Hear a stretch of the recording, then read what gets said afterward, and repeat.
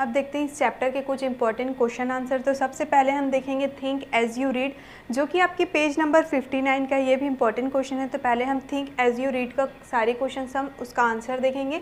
So the question number first is what does the writer mean by the fiery mystery of दो subjected to make up. ठीक है, writer का क्या मतलब है फियरी मिस्ट्री से, जो हमने चैप्टर में ऑलरेडी पढ़ा था। ठीक है, मिस्री मीन्स क्या होता है, बहुत ज़्यादा दुखी होना या फिर दुख, और फियरी मीन्स क्या होता है, उग्र। ठीक है, तो मेकअप को लेकर के फियरी मिस्री का क्या मतलब है। Okay, just a minute. There were incandescent lights fitted at different angle across the makeup room. The dozen large mirror around the room reflected the dazzling light which radiated immense heat. The artist had to bear this heat all through. This was their misery. ठीक है, वहाँ बहुत ज़्यादा incandescent, ठीक है, मतलब ऐसे light जिससे बहुत ज़्यादा हीट मिलता है। तो उस मेकअप रूम में बहुत ज़्यादा लाइट्स था जो कि डिफरेंट एंगल्स में लगा हुआ था, अलग अलग एंगल्स में, अलग अलग कोने में लगा हुआ था। और वो उस मेकअप रूम में बहुत सारे डजन्स मिरर भी थे, बहुत सारे वहाँ आईने भी थे, जिसके वजह से क्या होता था, जो भी लाइट्स लगे थे वो उस मिरर की वजह से क्या होते थे, रिफ्लेक्ट होते थे, और उससे बहुत ज़्यादा हीट मिलता था, बहुत ज़्यादा वहाँ गर्मी हो जाती थी। और यही कारण है कि जितने भी आर्टिस्ट उस मेकअप रूम में जाते थे, जिनका मेकअप किया जाता था, उनको उस हीट का सामना करना पड़ता था, और यही उनके लिए बहुत ज़्यादा दुख की बात थी। Okay, second is what is the example of national integration that the author refers to. National integration means राष्ट्रीय एकीकरण का उदाहरण क्या है, जो कि इस चैप्टर में ऑथर ने हमको बताया है। So the answer is the makeup department of the Gemini Studios was thronged by people from across the country. ठीक है, जेमिनी स्टूडियोज़ का जो मेकअप डिपार्टमेंट है वो इस कंट्री के बहुत सारे लोगों द्वारा थ्रॉन किया गया है। It was headed by a Bengali who was succeeded by a Maharashtrian. ठीक है, जो कि वो जेमिनी स्टूडियो का मेकअप डिपार्टमेंट है, वहाँ बहुत अलग अलग लोग हैं, मींस अलग अलग स्टेट के, अलग अलग सिटीज़ के, अलग अलग एरिया के लोग हैं। और वो जो मेकअप डिपार्टमेंट है उसके ऑनर हेड कौन है, वो एक बंगाली थे, जिसको अब कौन हैंडल करता है, तो एक महाराष्ट्रियन हैंडल करते हैं। The assistant makeup man were a Kannadiga and an Andhraite. ठीक है, और उस मेकअप डिपार्टमेंट के जो असिस्टेंट मेकअप मैन है वो कौन है, कर्नाडिगा है एक, और आंध्रा हाइट है। Besides them, there were many local Tamilians who also worked there. Thus, there was a great deal of national integration in the makeup department. और इनके अलावा वहाँ बहुत सारे लोकल तमिल के लोग भी काम करते थे, और वहाँ नेशनल इंटीग्रेशन, मेकअप डिपार्टमेंट में नेशनल इंटीग्रेशन का एक ग्रेट डील था। मतलब अलग अलग राज्य के लोग, अलग अलग स्टेट्स के लोग, कोई हैं कनाडा के, कोई तमिल के हैं, कोई बंगाली हैं। ठीक है, तो इन सारे लोग एक साथ मिल करके उस जेमिनी स्टूडियोज़ के मेकअप डिपार्टमेंट में काम करते थे। यही एक नेशनल इंटीग्रेशन का इस चैप्टर में एग्जाम्पल है। अब देखते हैं हम next question. What work did the office boy do in the Gemini Studios? Why did he join the studios? Why was he disappointed? Gemini studios में उस ऑफिस बॉय का क्या काम था, और उसने जेमिनी स्टूडियो क्यों ज्वाइन किया था, और वो क्यों निराश था। तो हमने ऑलरेडी इसको चैप्टर में रीड किया हुआ है। The job of the office boy in the studio was to do the makeup of the artist who played the role of the crowd.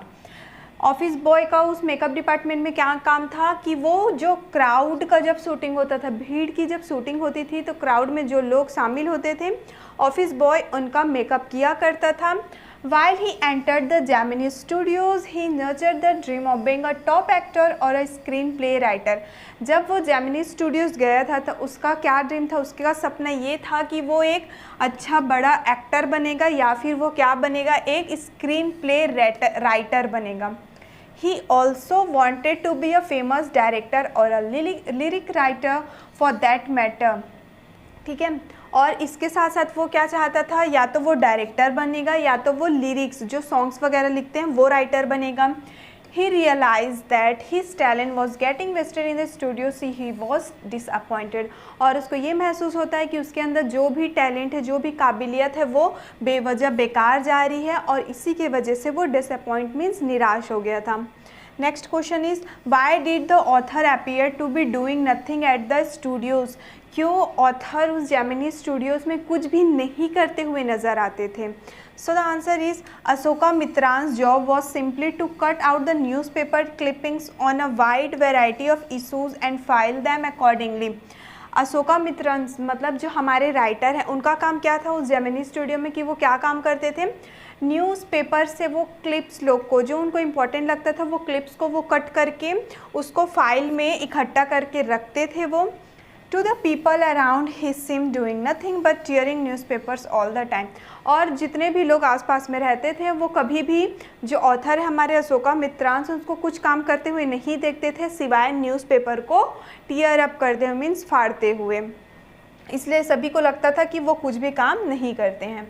अब देखिए थिंक एज यू रीड जो कि आपके बुक के पेज नंबर 61 में दिया हुआ है. उसका क्वेश्चन नंबर फर्स्ट है Why was the office boy frustrated? Who did he show his anger on? Office boy क्यों फ्रस्ट्रेट हो गया था और उसका गुस्सा किसके ऊपर था. So the answer is he was frustrated because all his talent was getting wasted working in the makeup department doing the makeup of the man playing the role of the crowd. जो office boy था वो बहुत ज़्यादा frustrate परेशान इसलिए हो गया था क्योंकि उसका जो भी टैलेंट है वो क्या हो रहा था, वेस्ट जा रहा था, फालतू जा रहा था. क्योंकि वो उस मेकअप डिपार्टमेंट में क्या करता था, जो भी लोग क्राउड में, ठीक है, भीड़ में जो भी लोग रहते थे उसका वो मेकअप करता था. He felt that he was not cut for such a job. और उसको ये लगता था कि वो इस तरीके की जॉब के लिए नहीं है. He wanted to be a famous star or a director, a screenplay writer or a lyricist, but had ended up in the makeup department. उसको ये लगता था कि वो बहुत फेमस या तो स्टार बनेगा, एक डायरेक्टर बनेगा या फिर स्क्रीन प्ले राइटर बनेगा या फिर लिरिकिस्ट बनेगा. लेकिन मेकअप डिपार्टमेंट में आने के बाद उसके सारे सपने यहीं पे ख़त्म हो गए. His anger and frustration were directed towards Subbu, whom he considered to be as the root cause of all his miseries. और उसका पूरा फ्रस्ट्रेशन या फिर उसका पूरा जो गुस्सा था वो किसके लिए था, तो सुबू के लिए था. क्यों? सुबू को वो उसके सारे मिसरी, सारे प्रॉब्लम, सारे समस्याओं का जड़ वो सुबू को ही माना करता था. Next question is who was Subbu's principal. Subbu के प्रिंसिपल कौन थे. Mister Vasan was Subbu's principal. Mister Vasan Subbu के प्रिंसिपल थे. ओके अब देखते हैं next question 3. Subbu is described as a many sided genius list 4 of his special abilities. इस चैप्टर में हमको सुबू के बारे में बहुत कुछ बताया गया, उसमें से हमको 4 ही लिखने हैं. ठीक है, वो कौन से हैं. They are first, he had a charming personality. उसकी जो पर्सनैलिटी थी वो बहुत चार्मिंग, बहुत अट्रैक्टिव थी. ही स्माइल्ड ऑल द टाइम. वो पूरे दिन सिर्फ स्माइल करते रहता था, मुस्कुराते रहता था. He was always helpful to other. वो हमेशा दूसरों की मदद किया करता था. He was apt for films. और वो फिल्म के लिए एकदम उचित था. Next question is why was the legal adviser refer to as the opposite by other. Legal adviser को सब लोग अपोजिट क्यों मानते थे. लीगल एडवाइज़र लोग क्या करते हैं, सलाह देते हैं, लीगली जो लीगल से जुड़ा हुआ होता है. तो लीगल एडवाइज़र जो थे उस जेमिनी स्टूडियो में उसको सब लोग अपोजिट, उसका उल्टा क्यों मानते थे. सो the answer is he was one of the member of the story department. Okay, he was one of the member of the story department. He did not justify his position having no knowledge of the legal field. It's a FIELD. Okay ठीक है, ये जो था legal adviser वो story department का एक member था, एक सदस्य था, लेकिन उसको लीगल फील्ड में, लीगल का जो क्षेत्र होता है उसके बारे में कोई भी नॉलेज नहीं था. He lacked common sense and hence everybody refer to him as a opposite. उसके पास कॉमन सेंस की भी कमी थी, इसलिए सब लोग उसको अपोजिट समझते थे. मतलब वो लीगल एडवाइज़र है रहने के लिए, लेकिन उसका अपोजिट समझते थे कि वो लीगल एडवाइज़र एक्चुअल में नहीं है क्योंकि उसके पास इस फील्ड का कोई भी नॉलेज नहीं है. He was a total misfit in the story department, वो इस स्टोरी डिपार्टमेंट में बिल्कुल भी मिसफिट था, मतलब वो उसमें फिट ही नहीं हो पा रहा था, जो काम वो करता था एक्चुअल में वो काम उसके लिए था ही नहीं। And the next question is what made the lawyer stand out from the others eight Gemini Studios. ठीक है, जेमिनी स्टूडियोज़ में लॉयर स्टैंड आउट दूसरों के लिए क्यों होते थे। The lawyer lacked common sense, he was a deadbeat, this legal advisor was the odd man out in the Gemini studio। जो लॉयर थे उनके पास कॉमन सेंस की कमी थी, एक तरीके से वो डेडवीट थे, मृत थे कह सकते हैं हम, और जो लीगल एडवाइज़र हैं उस जेमिनी स्टूडियो में उनको ऑड माना जाता था, सबसे अलग माना जाता था, क्योंकि वो he didn't follow the Studios dress code which was khadi. क्यों माना जाता था उनको सबसे ऑड अलग, क्योंकि वो कभी भी स्टूडियो का जो ड्रेस कोड था, उनका ड्रेस कोड क्या था, खादी, तो वो खादी कपड़े कभी नहीं पहनते थे। He wore pants tie and also coat, और इसके बजाय खादी कपड़े पहनने के बजाय वो क्या पहनते थे, पैंट्स पहनते थे, टाइज पहनते थे और कोट पहनते थे।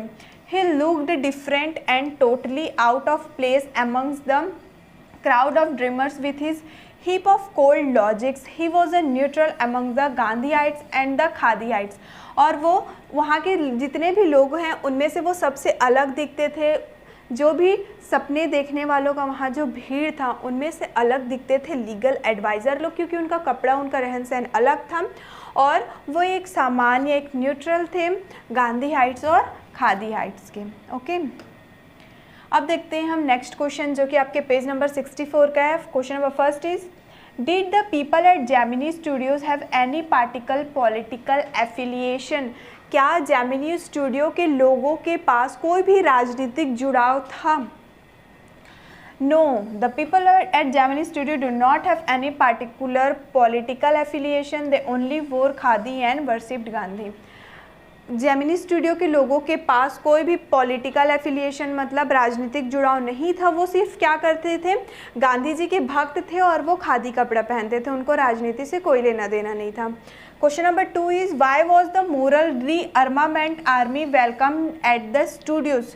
क्यों मोरल रीअर्मामेंट MRA हमने पढ़ा था, यस, ठीक है, तो क्यों MRA को स्टूडियो में वेलकम किया गया, उनका स्वागत किया गया। So the answer is it visited Madras in 1952. It performed 2 plays, Jotham Valley and here, not its play Jotham Valley and the Forgotten Fester. Both the plays conveyed simple homilies. वो 1952 में मद्रास में आए थे, उन्होंने 2 प्ले जॉथम वैली और the forgotten face, ये क्या किया था, उन्होंने प्ले किया था ये दोनों नाटक, और ये दोनों नाटक किससे मिलता जुलता था, तो हॉमिलीज से, जो रिलीजियस मैसेज होते हैं, जो धार्मिक मैसेज कह सकते हैं हम, उससे मिलता जुलता था ये दोनों नाटक उनका। They presented the play in a most professional manner, so they were welcomed at the studios. और उन्होंने अपना ये दोनों प्ले, ये दोनों नाटक बहुत ही अच्छे तरीके से कह सकते हैं हम, प्रोफेशनली उन्होंने इसको प्ले किया था, और यही कारण था कि उनको स्टूडियो में वेलकम किया गया, उनका स्वागत किया गया। Name one example to show that Gemini Studio was influenced by the plays staged by MRA। अब हमको एक एग्जाम्पल, एक उदाहरण लिखना है जिसमें हमको ये पता चले कि जो जेमिनी स्टूडियोज़ हैं वो बहुत प्रभावित हो गए थे MRA के प्ले के through. So the answer is the MRA presented 2 plays in the most professional manner, the Jotham Valley and the Forgotten Factor। Okay, इससे पहले यहाँ पे स्पेलिंग करेक्ट कर लीजिए, फैक्टर था ये E। ओके, जो MRA है, मोरल रीअर्मामेंट आर्मी, उन्होंने 2 बहुत ही प्रोफेशनली प्ले किया था, जो कि नेम है आपका जॉथम वैली और द फॉरगटन फैक्टर, और जिसको रैन सेवरल शोज इन मद्रास, ठीक है, उसके बहुत सारे शोज मद्रास में प्ले किए गए थे। Along with other citizen the Gemini family of 600 show the plays again and again. बहुत सारे लोगों ने वो प्ले देखा, साथ ही साथ जेमिनी फैमिली के लगभग से 600 लोगों ने उस प्ले को, उस नाटक को कई बार उस नाटक को उन्होंने देखा। दे वर हाईली इम्प्रेस्ड, और वो उस प्ले से बहुत ज़्यादा इम्प्रेस्ड भी थे। The Tamil drama community were so impressed that for some years almost all Tamil plays had a scene of sunrise and sunset in the manner of the अमारे प्ले। जो तमिल ड्रामा का जो कम्युनिटी था, उनका जो ग्रुप, उनका समुदाय था, उन लोग बहुत ज़्यादा उस प्ले से इम्प्रेस हो गए थे और लगभग से कई सालों तक उन्होंने अपने तमिल प्ले में, तमिल में जो नाटक होता था उसमें हमेशा सनराइज़ और सनसेट का ही वो क्या करते थे, प्ले करते थे। मतलब जब सूर्य उदय होता है और सूर्य अस्त होता है, ये प्ले वो तमिल ड्रामा में कई सालों से करते रहे। किससे इम्प्रेस होकर के? तो एमआरए के प्ले से इम्प्रेस होकर के। Okay, next question is who was the boss of Gemini studio? Gemini studio के बॉस कौन थे? Mister Vasan was the boss of Gemini studio. Mister Vasan जो थे वो जेमिनी स्टूडियो के बॉस थे। Next question is what caused the lack of communication between the Englishman and the people at Gemini studio? Englishman और Gemini studio के people के बीच किस वजह से उनके बीच कम्युनिकेशन, मतलब वो आपस में जुड़ नहीं पा रहे थे, आपस में बातचीत नहीं कर पा रहे थे, एक दूसरे की भावनाओं को समझ नहीं पा रहे थे, तो किस चीज़ की कमी की वजह से? So the answer is the people at the studios neither had any particular taste for English poetry nor they knew who Stephen Spender was. जो भी जेमिनी स्टूडियोज़ के लोग थे उनका इंग्लिश पोएट्री से कोई मतलब नहीं था और वो स्टेफन स्पेंडर को जानते भी नहीं थे। Moreover they could not even catch a single word of the poet because of his English accent. और जो वो पोएट बोल रहा था इंग्लिश में, उसमें से एक वर्ड भी वो ठीक से नहीं समझ पा रहे थे। क्यों? उसके इंग्लिश एसेंट की वजह से। एसेंट मीन प्रोनाउंसिएशन, उसके उच्चारण के वजह से। This caused the lack of communication between them. The poet himself was baffled. और यही कारण था कि उन लोगों के बीच में ठीक से कम्युनिकेशन नहीं हो पा रहा था।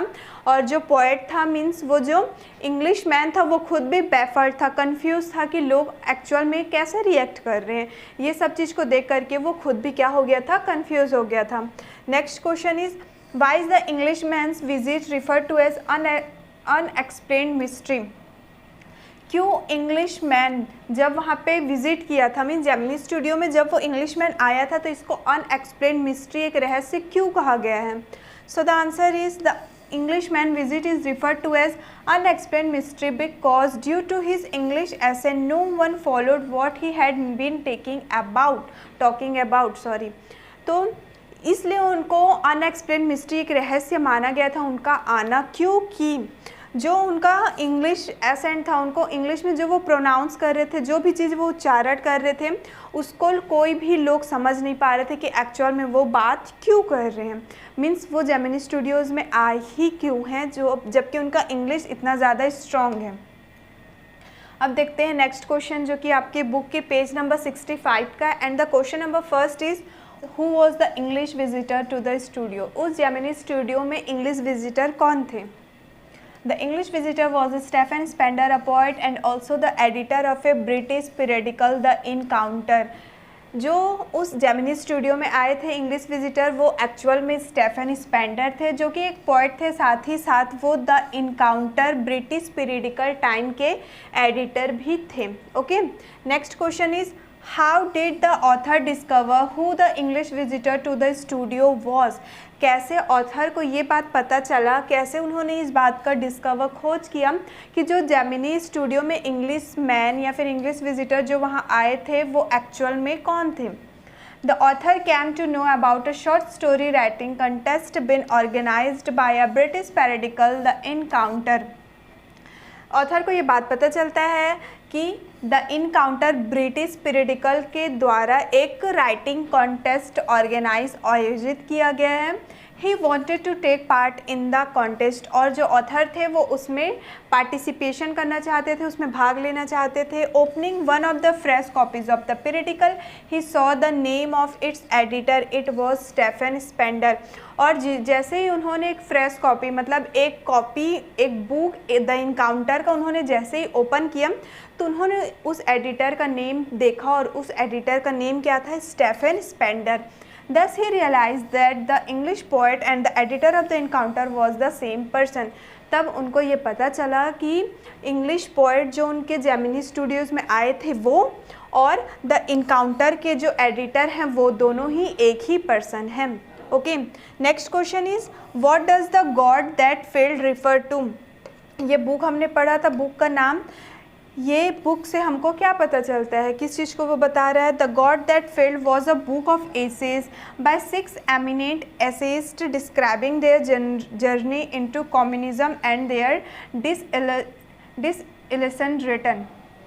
ये जो बुक है द गॉड दैट फेल्ड, ये एक बुक है और इस बुक में बहुत सारे एसेज निबंध हैं जो कि किसने लिखे हैं, तो 6 बहुत ही फेमस एसेइस्ट, ठीक है, 6 प्रसिद्ध निबंधकारों ने लिखा हुआ है उसको, जिनमें उन्होंने क्या चीज़ को बताया है, तो अपने कम्युनिज़म, अपने साम्यवाद का सफ़र और वहाँ से रिटर्न, ठीक है, कि कैसे वो डिसअपॉइंट होके, कैसे वो उदास होके कम्युनिज़म से रिटर्न हो गए थे. तो अपने इस सफ़र को उन्होंने अपने इस बुक में लिखा हुआ है. अब देखते हैं हम अंडरस्टैंडिंग द टेक्स्ट, ठीक है, जो कि आपके बुक में चैप्टर्स के बाद दिया हुआ है, चैप्टर के एक्सप्लेनेशन के बाद. So the question number first is the author has used gentle humour two point out human फॉइबल्स. Pick out instances of this to show how this serves to make the piece interesting. जो हमारे इस chapter के author है उन्होंने कुछ gentle humour, कुछ हास्य का इस्तेमाल भी किया है ताकि वो ह्यूमन फॉइबल्स को बता सके, मतलब मानव कमजोरियों को बताने के लिए उन्होंने कुछ हास्यजनक चीज़ों का इस्तेमाल किया है. तो हमको उन्हीं में से कुछ उदाहरण को लिखना है जो हमको बताए कि वो कौन सा है जो इस स्टोरी को इंटरेस्टिंग बनाता है, एकदम दिलचस्प बना देता है. So the answer is the author used gentle humour in various instances which adds to the story's eccentricity. Author ने बहुत सारे, इस स्टोरी में बोल सकते हैं बहुत सारे क्या यूज़ किए हैं, ह्यूमर यूज़ किए हैं, हास्य यूज़ किए हैं, जो कि इस स्टोरी को बहुत ज़्यादा इंटरेस्टिंग बनाता है. फॉर एग्ज़ाम्पल, उदाहरण के लिए देखिए, the author cleverly frame the makeup artist and pancakes. सबसे पहले हम लोग देखें तो ऑथर ने इस स्टोरी में बहुत ही अच्छे से मेकअप आर्टिस्ट के बारे में बताया है, ठीक है, जो भी आर्टिस्ट होते हैं उनके बारे में. और पेन केक्स क्या है, वो ब्यूटी उस ब्रांड का नाम है जिससे उन लोग मेकअप करते हैं. तो ये एक तरीके का ह्यूमर है, एक हास्य है. Subbu's point of view was fantastic, और जो सुब्बू का देखने का, सोचने का नज़रिया था वो बहुत ही ज़्यादा अच्छा था. It's amazing how he applies his principle and solves problem. ठीक है, वो क्या करते थे अपने, ये बहुत ही ज़्यादा अमेजिंग है, आश्चर्य है, अद्भुत है कि वो सब कुछ किस पे अप्लाई करते थे, अपने प्रिंसिपल पे, और अपने सारे प्रॉब्लम को वो सॉल्व कर लेते थे. मतलब अपने प्रिंसिपल के पास जाते थे और उनका सारा प्रॉब्लम सॉल्व हो जाता था. Similarly, the author has incorporated gentle humor into the frustration of the office boy, the praising of Gandhi, the episode of an illegal advisor causing the end of an actress's career. और इसके अलावा हम देखें तो author ने और किस चीज़ को लेके बहुत ज़्यादा हास्य बनाया है, तो वो ऑफिस बॉय को लेकर के, वो कितना फ्रस्ट्रेट, कितना परेशान हो जाता था क्योंकि बेचारा तो एक्टर बनना चाहता था और क्या बन गया था वो, उसको क्राउड का मेकअप करना पड़ता था. एक ये हास्यजनक बात है. साथ ही साथ गांधी जी का प्रेसिंग तारीफ़ करना, लेकिन उनका वो तारीफ़ करते थे लेकिन वो उसको सिर्फ भक्त थे, उनके पूरे चीज़ को मानते नहीं थे. और एक और चीज़ की लीगल एडवाइज़र के वजह से जो एक्ट्रेस का करियर ख़त्म हो जाता है, वो भी एक ह्यूमर है. हेटेड अगेंस्ट कम्युनिज़म, और कम्युनिज़म से, साम्यवाद से नफ़रत करना. And the mystery surrounding Stephen Spender, और स्टेफन स्पेंडर को लेके इतना सारा रहस्य होना कि वो जेमिनी स्टूडियो में क्यों आया, वो एक इंग्लिश मैन है, एंड ब्ला ब्ला ब्ला. तो ये सारे कुछ एग्जांपल्स थे जो कि इस स्टोरी को बहुत ही ज़्यादा और इंटरेस्टिंग बनाते हैं. अब देखते हैं हमारा next question. Why was Kothamangalam Subbu considered number 2 in Gemini studios. क्यों कोथामंगलम सुब्बू को जेमिनी स्टूडियोज़ में नंबर 2 के पोजीशन में माना जाता था.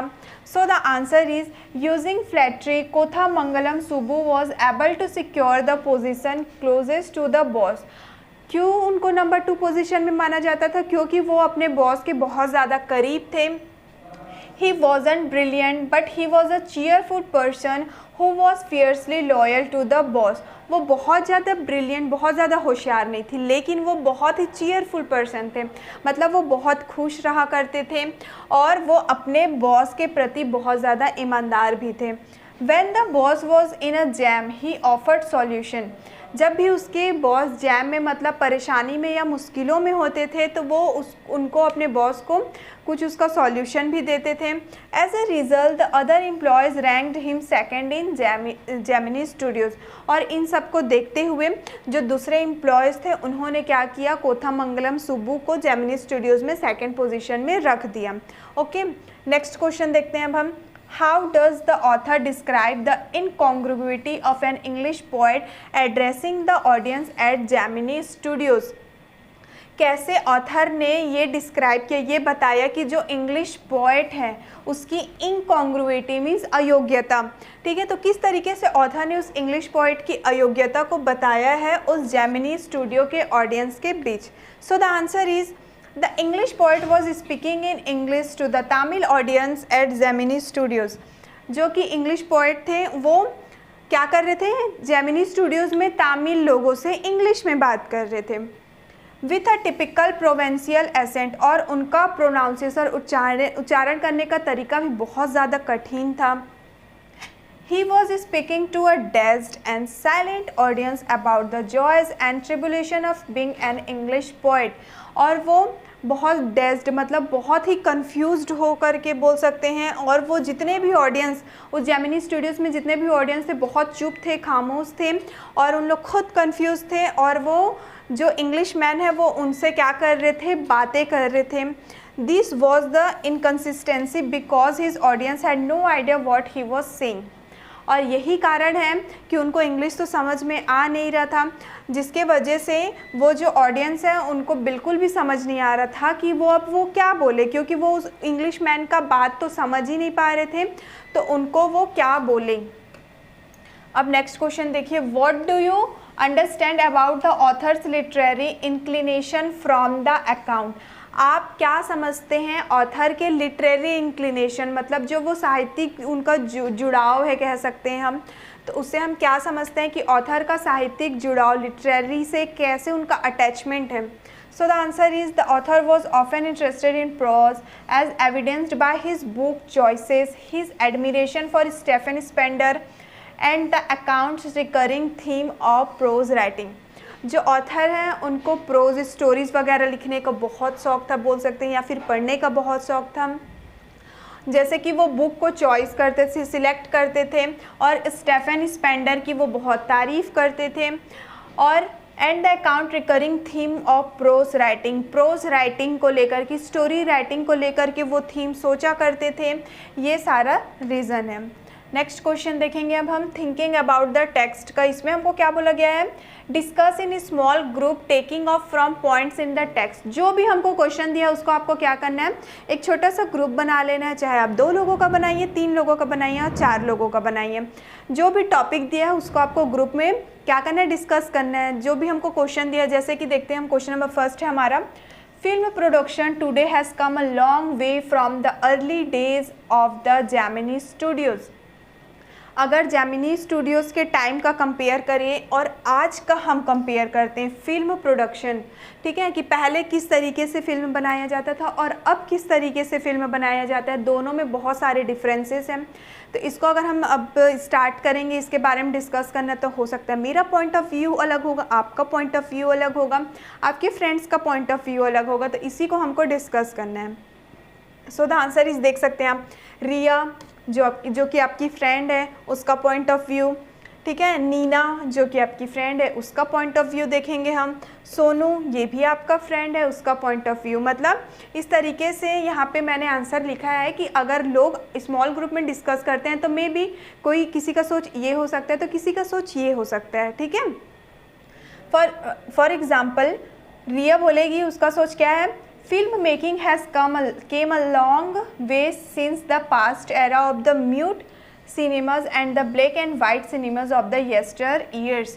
अब रिया क्या सोचती है कि फिल्म मेकिंग आज के दिन में और पहले के कंपैरिजन में अगर हम देखें तो पहले म्यूट सिनेमाज होते थे, मीन्स उसमें ज़्यादा आवाज़ें नहीं होती थी और पहले ब्लैक एंड वाइट रहता था और अब वो ऐसा नहीं होता है। अब जो नीना है वो क्या सोचती है, yes indeed today cinema have no comparison with the cinemas of the past. Nina बोलती है कि हाँ ये वास्तव में ये सच है, क्योंकि आज का जो सिनेमा है उसको हम लोग पहले ज़माने की सिनेमा के साथ कोई तुलना नहीं कर सकते हैं। Each and every section of film making has technically made a huge advance, क्योंकि हर एक छोटा सा छोटा चीज़ आज के ज़माने में बहुत ज़्यादा एडवांस हो चुका है comparison to our previous years. Sonu क्या सोचता है, cinematography, choreography, screen play, sound recording, editing, costume designing, set designing, etc. one done by experts of the respective fields and they handle their department very professionally।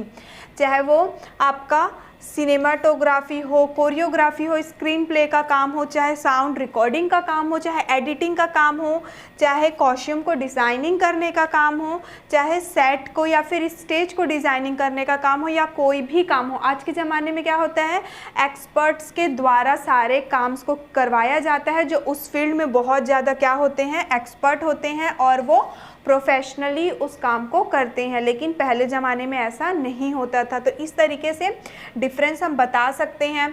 अब रिया क्या बताएगी, earlier the films were shot inside the studios only and that too in a black and white, but today we view colored movies and the production houses move to the beautiful outdoor location across the world to shoot the film। पहले ज़माने में क्या होता था, जो भी movie या film बनते थे वो तो ब्लैक एंड वाइट हुआ करते थे, लेकिन आजकल हम लोग जो मूवी देखते हैं वो कैसे होते हैं, एकदम कलरफुल होते हैं। ठीक है, तो वही बता रही कि पहले ज़माने की मूवी ब्लैक एंड वाइट होते थे, आजकल जो मूवीज़ होते हैं वो कलरफुल होते हैं और अलग अलग लोकेशन में, अलग अलग एरिया में जा कर के उसकी शूटिंग की जाती है। अब ये रिपीट हो गया है, इसको हम काट देते हैं, यहीं पे हमारा आंसर कंप्लीट होता है। ठीक है, अब हम देखते हैं second question, poetry and films. ठीक है, कविता को लेकर के, फिल्म्स को लेकर के, इसको भी आपको स्मॉल ग्रुप में डिस्कस करना है। तो सबसे पहले देखिए जया क्या सोचती है, do poetry and films have any connection at all. क्या एक कविता और एक मूवी या फिर एक फिल्म दोनों के बीच कुछ भी कनेक्शन है? तो सुनील रिप्लाई करता है, I think it does, are the lyrics of the songs in the films not poetry. तो सुनील बोलता है कि हाँ मुझे लगता है कि जुड़ाव है, उसमें कनेक्शन है। क्यों? क्योंकि जो भी फिल्म में गाने चलते हैं तो क्या उसका जो लिरिक्स होता है वो एक कविता नहीं होता, एक पोइट्री नहीं होता है क्या? तो बंटी फिर रिप्लाई करता है, definitely they are, a song is written within the specific parameter of the poetry itself. तो बोलते हैं कि हाँ बिल्कुल, जो सॉन्ग में जो लिरिक्स होते हैं, सॉन्ग के गाने के जो लाइंस वगैरह होते हैं वो एक कविता ही होते हैं, क्योंकि उसको उस तरीके से ही लिखा और फिर गाना को रिकॉर्ड किया जाता है। फिर रघु बोलता है, besides both film and poetry are meant to convey a certain message to the readers as well as the audience besides entertaining them. फिर वो बोलता है कि जो फिल्म होते हैं और जो पोइट्रीज़ होते हैं दोनों हमको एक तरीके का मैसेज ही देते हैं। जो भी रीडर या फिर जो ऑडियंस उसको सुनते हैं, ठीक है, अगर रीडर क्या करते हैं, पोइट्री को पढ़ते हैं तो उससे एक मैसेज मिलता है, और जो ऑडियंस होते हैं, जितने भी दर्शक लोग होते हैं, अगर वो गाना को सुनते हैं तो उससे भी एक मैसेज मिलता है। अब नेक्स्ट देखिए आप, ह्यूमर एंड क्रिटिसाइज्म। ह्यूमर मीन्स हास्य, क्रिटिसाइज्म मीन्स आलोचना। सो गोपी, सबसे पहले गोपी बोलेगा, humour and criticism are two different ways by which one may point out the follies and the weakness in human beings. जो ह्यूमर है और जो क्रिटिसाइज्म है वो दोनों क्या है, डिफरेंट है, अलग अलग हैं। जिसमें क्या होता है, एक जो रहता है वो क्या बताता है, फॉलीज बताता है, मानव मनुष्यों को जो कमज़ोरियाँ होती हैं उसको वो बताएगा, और ह्यूमन बींग्स का जो वीकनेस या फिर फॉलीज, ठीक है, मतलब ह्यूमन बींग्स का एक फॉलीज बताता है। तो जिया रिप्लाई करती है, humour is the gentle way of doing so whereas criticism becomes rude at times and often hurts one if it is not taken in a positive way. जो humour होता है वो क्या होता है, एक जेंटल वे में काम किया जाता है, जबकि जो क्रिटिसाइज में रहता है वो क्या होता है, कई बार इतना ज़्यादा रूड, इतना सख्त हो जाता है कि वो लोगों को अक्सर हर्ट कर जाता है। अगर लोग उसको पॉजिटिव तरीके से नहीं लेंगे तो उससे वो लोगों को क्या कर देगा, हर्ट कर देगा। फिर जैन रिप्लाई करता है, the work of the comedians in film is to evoke laughter amongst the audience. जो मूवी में कॉमेडियंस लोग का काम होता है उससे क्या होते हैं, सारे ऑडियंस लोगों को लाफ्टर मिलता है, खुशी मिलती है, वो लोगों को हंसाते हैं। Such sequences are put in frequent intervals just to ease out the tension that generates after the serious scenes। और ये कॉमेडी वाला सीन क्यों रखा जाता है, जब सीरियस सीन ख़त्म होता है उसके बाद लोग थोड़ा सा हंस लें, ठीक है। इसको उनके सीरियसनेस को ईज करने के लिए, कम करने के लिए कॉमेडी वाला सीन मूवी में ऐड किया जाता है। फिर उसके बाद आसिफ रिप्लाई करता है उसमें, some films are out and out made comedy films, they are very humorous and one comes out of the theatres in a lighter mood feeling refresh. कई सारे मूवी ऐसे होते हैं जो बहुत ज़्यादा कॉमेडी वाले मूवी होते हैं, ठीक है, जिसमें बहुत ज़्यादा हास्य होता है, ह्यूमरस होता है, और जो कि हमारे मूड को क्या कर देता है, एकदम रिफ़्रेश कर देता है। तो इस तरीके से आपको भी क्या करना है कि स्मॉल ग्रुप बनाना है और ये सारे टॉपिक्स को आपस में डिस्कशन करना है। अब नेक्स्ट क्वेश्चन देखते हैं हम, नोटिसिंग ट्रांजिशन का क्वेश्चन नंबर फर्स्ट है, this piece is an example of chatty rambling style. ये जो पीस दिया हुआ है वो एक तरीके से क्या है, चैटी मीन्स बातूनी and rambling style, rambling means क्या होता है, जुझारू। One thought leads to another which is then dwelt upon at length, read the text again and mark the transition from one idea to another, the first one is indicated below।